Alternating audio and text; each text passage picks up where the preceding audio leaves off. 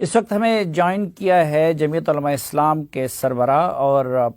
P D M کے سربراہ بھی ہیں جناب مولانا فضل الرحمان صاحب نے۔ مولانا فضل الرحمان صاحب، یہ جو سیالکوٹ کا اندوہناک اور افسوسناک واقعہ ہوا اور یہ سب کچھ رحمت للعالمین صلی اللہ علیہ وسلم کے مقدس نام پہ ہو رہا ہے،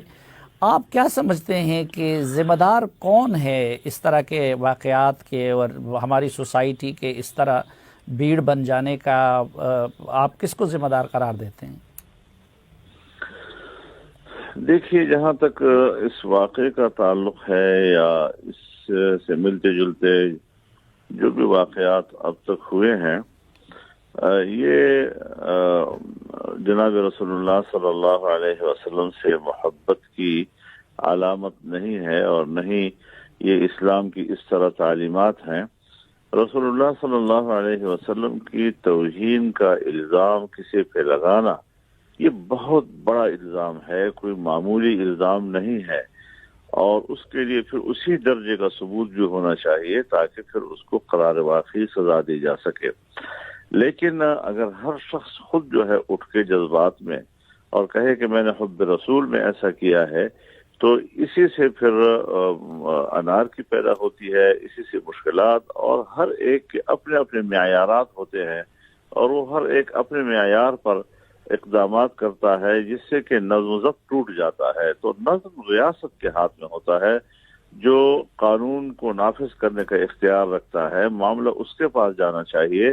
اور ہمارا آئین جو ہے وہ جناب رسول اللہ صلی اللہ علیہ وسلم کے ناموس کے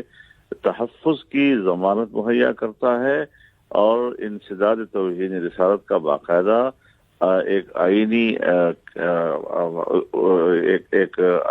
ایک آئینی فیصلہ موجود ہے اس حوالے سے۔ تو چونکہ ہمارے ہاں مشکل یہ ہے، یعنی مسئلے کا میں ایک دوسرا پہلو آپ کے سامنے عرض کرنا چاہتا ہوں کہ ریاست اس حوالے سے کوتاہی کرتی ہے۔ ماضی میں کتنے واقعات ہوئے کہ جس میں ریاست نے بالکل یعنی ایسے فیصلے دے دیے کہ جس سے کہ اشتعال پیدا ہونا اور عوامی حلقوں میں اس کے خلاف ایک رد عمل آنا ایک فطری چیز ہو جاتی ہے۔ تو اس حوالے سے جی مثلاً کس طرح کے اقدامات یا فیصلے؟ جس طرح ہم نے ناموس رسالت کی توہین کے مرتکب لوگوں کو جس طرح رہائیاں دی، اور 1 گھنٹے کے اندر ایسے ایسے کیس ہم نے فیصلہ کر لیے کہ جس کو ہم 9-10 سال سے سنتے آ رہے تھے، مختلف کورٹوں نے ان کے خلاف فیصلے دیے تھے، اور سپریم کورٹ کے لیول پر جا کر ایک ایسا فیصلہ دیا گیا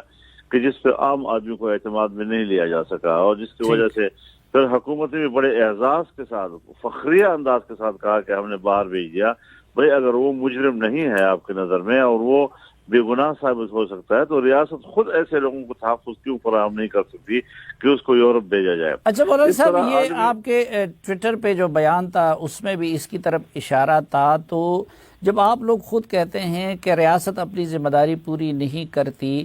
اور عدالت اپنی ذمہ داریاں پوری نہیں کرتی، تو اس صورت میں کیا پھر لوگوں کو انفرادی اقدام کا یا موب جسٹس کا حق نہیں مل جاتا، یا پھر آپ لوگ اس کو خود جواز نہیں دے دیتے؟ یہ اصل میں دونوں چیزیں جو ہیں بڑی نازک ہیں، اور جس طرح آپ نے اس کی طرف اشارہ کیا ہے، میں جب ریاست کی ذمہ داریوں کی طرف جاتا ہوں تو اس سے یہ پہلو ضرور نکلتا ہے کہ جیسے میں کسی کو اس اقدام کی اجازت دے رہا ہوں۔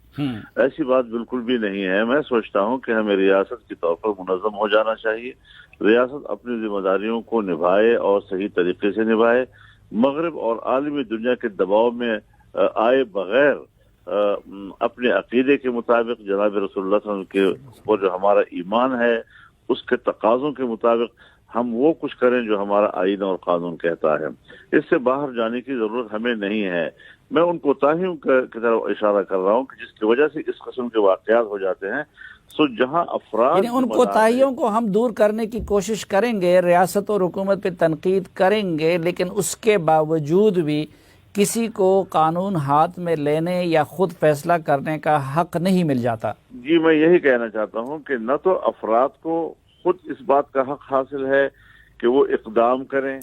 اور نہ ریاست جو ہے اس سے بری ذمہ ہو سکتی ہے کہ وہ اقدام نہ کرے، تو پھر پبلک میں کہیں تو اشتعال کی وجہ سے ایسا ہو جاتا ہے جس طرح کوئی شخص اشتعال میں کسی کو قتل کر دیتا ہے یا اپنے بھائی کا وہ انتقام لے لیتا ہے یا باپ کا انتقام لے لیتا ہے، جبکہ قانون موجود ہے کہ اس کو سرکار جو ہے اس کو سزا کیسے دے سکتی ہے، تو یہ جب ہمارے ہاں ریاستی سطح پر کوتاہیاں ہوتی ہیں تو پبلک میں پھر اس قسم کی چیزیں پیدا ہو جاتی ہیں۔ ہمیں مجبوری طور پر اس پورے معاملے کے اصلاح کی ضرورت ہے، ورنہ اس قسم کے جو اقدامات منظر عام پر آتے ہیں تو وہ اسلام کا ایک ایسا چہرہ پورے عالمی برادری کے سامنے رکھ لیتا ہے کہ جس سے ہم نے جتنی محنت کی ہوتی ہے اس پر پانی پھر جاتا ہے۔ اصل میں مولانا صاحب ایک چیز یہ بھی ہمیں دیکھنے کو ملی ہے کہ لوگوں کی ذاتی رنجشیں ہوتی ہیں یا پھر کوئی ذاتی سکور سیٹل کرنا چاہتے ہیں، اور پاکستان میں ایک یہ وتیرہ بن گیا ہے کہ اس کے لیے آسان طریقہ یہ ہے کہ بندے پہ توہین رسالت کا یا توہین قرآن کا الزام لگا لیتے ہیں۔ تو یہ بہتر نہیں ہوگا کہ قذف کا جو شرعی قانون ہے وہ توہین رسالت کے قانون کے ساتھ نہتی کیا جائے، تاکہ اگر کوئی جھوٹا الزام لگائے تو اس کو بھی وہی سزا ملے جو توہین رسالت کے مرتکب مجرم کو ملتی ہے؟ قذف تو حدود میں شامل ہے، جبکہ یہاں پر جو ہے تو فقہا کے آراء کو دیکھنا پڑے گا، ان کے اجتہاد کو دیکھنا پڑے گا کہ توہین رسالت کے مرتکب کو جب ثابت ہو جائے کہ اس نے توہین کی ہے تو اس کو جو سزا دی جائے گی وہ ارتداد کی بنیاد پر دی جائے گی یا یہ کہ حد کی بنیاد پر دی جائے گی۔ تو وہاں پر ہمیں اپنے اسلامی نظریاتی کونسل کی طرف بھی رجوع کرنا چاہیے تاکہ ہم اس بات کا تعین کر سکیں کہ ایسی صورت میں ہمیں کیا کرنا چاہیے۔ وہاں پر تمام علماء، تمام مکاتب فکر کے لوگ موجود ہوتے ہیں اور وہاں ایک ایسا اتفاق رائے پیدا کر لیا جاتا ہے جو پبلک کے لیے بھی بعد میں قابل قبول ہوتا ہے۔ اگر اس طرح ہم ایک ایک اپنی رائے دیتے رہیں، لیکن یہ ہے کہ حد و تعزیر میں فرق ہونا چاہیے، اور یہ کہ حد اور قصاص میں فرق ہونا چاہیے۔ یہ ساری چیزیں جو ہیں ہم جب کبھی خلط مل کر لیتے ہیں تو ایک کی سزا ہم دوسری جگہ نافذ کر لیتے ہیں، دوسری کی سزا ہم دوسری جگہ نافذ کر لیتے ہیں۔ تو ان چیزوں کو علماء کی طرف رجوع کرنا چاہیے، اور اسلامی نظریاتی کونسل بہترین ہمارا ایک فورم ہے، اور آپ کو یہ بھی معلوم ہونا چاہیے اس وقت کہ شریعت کی روح سے جو فیصلہ دینے کے لیے شرعی عدالت موجود ہے وہ فیصلے تو دے رہا ہے، لیکن شریعت کورٹ موجود نہیں ہے۔ اس کے اندر جو